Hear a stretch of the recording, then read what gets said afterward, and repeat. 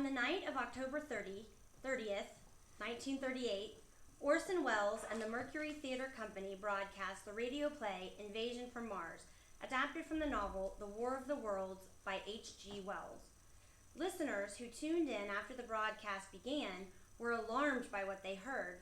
In this scene from the play, newsman Carl Phillips is broadcasting live from the New Jersey farm where a strange metal cylinder has crash landed. How would you have reacted to hearing these words on your radio?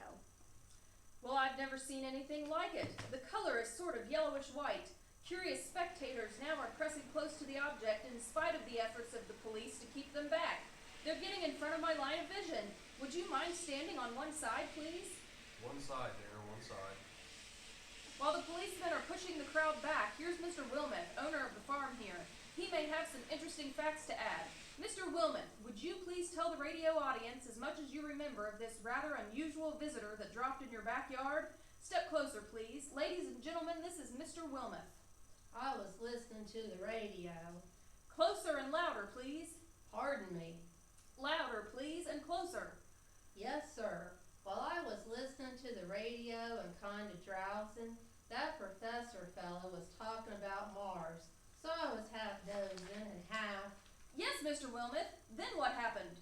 As I was saying, I was listening to the radio kind of halfways. Yes, Mr. Wilmeth. And then you saw something? Not first off, I heard something. And what did you hear? A hissing sound. Like this. Kind of like a 4th of July rocket. Then what? Turned my head out the window and would have swore I was sleeping and dreaming.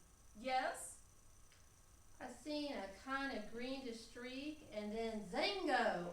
Something smacked the ground, knocked me clear out of my chair. Well, were you frightened, Mr. Wilmeth? Well, I ain't quite sure. I reckon I was kind of riled. Thank you, Mr. Wilmeth. Thank you. Want me to tell you some more? No, that's quite all right. That's plenty. Ladies and gentlemen, you've just heard Mr. Wilmeth, owner of the farm where this thing has fallen. I wish I could convey the atmosphere, the background of this fantastic scene. Hundreds of cars are parked in a field in back of us. Police are trying to rope off the roadway leading into the farm, but it's no use. They're breaking right through. Their headlights throw an enormous spot on the pit where the object's half buried. Some of the more daring souls are venturing near the edge. Their silhouettes stand out against the metal sheen. One man wants to touch the thing. He's having an argument with a policeman. The policeman wins. Now, ladies and gentlemen, there's something I haven't mentioned in all this excitement, but it's becoming more distinct. Perhaps you've already caught it on your radio. Listen. Do you hear it? It's a curious humming sound that seems to come from inside the object.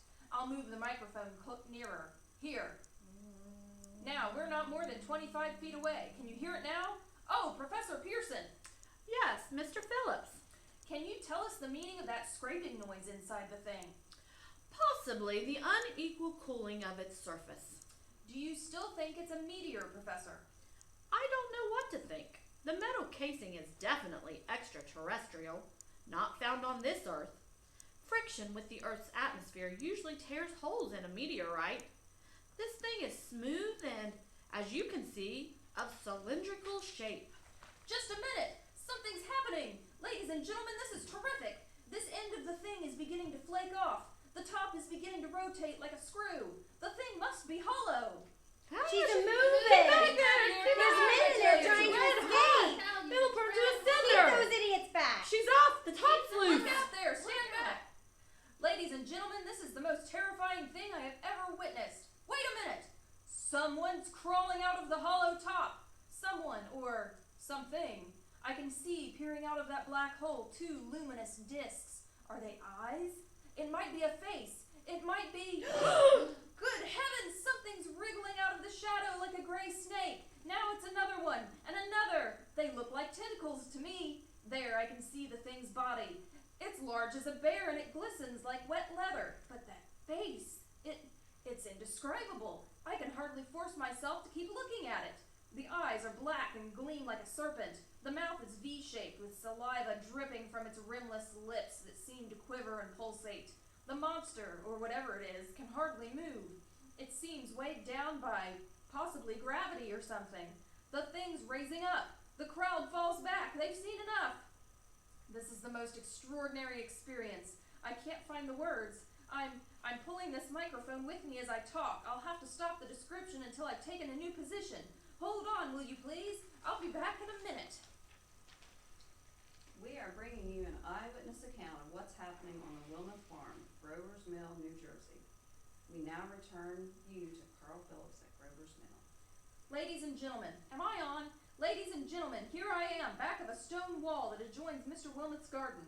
From here I get a sweep of the whole scene. I'll give you every detail as long as I can talk, as long as I can see.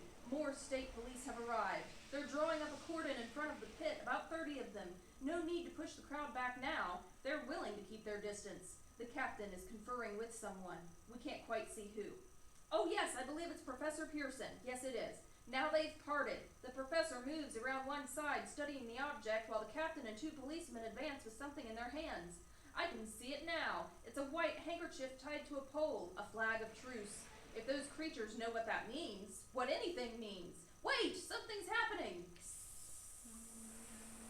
A humped shape is rising out of the pit. I can make out a small beam of light against a mirror. What's that? There's a jet of flame springing from that mirror, and it leaps right at the advancing men. It strikes them head on. Good Lord, they're turning into flame! Now the whole field's caught on fire. The woods,